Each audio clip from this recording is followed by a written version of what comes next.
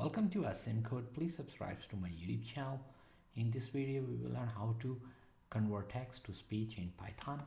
So first I need to install using pip3 install pytdsx3 and hit enter.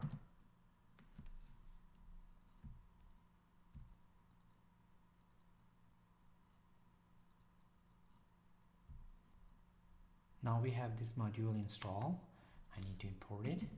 Import pytdsx3, and then we need our engine by calling pytdsx3 and its method init.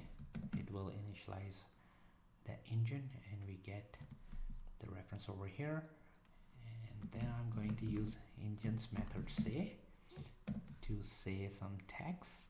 This will convert the text to speech. So, hello world,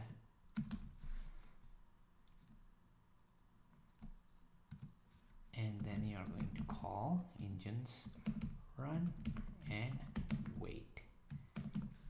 That's it. This is a very simple script. To keep on learning, please subscribe to my YouTube channel. Asimcode. Keep supporting me, and thank you for watching.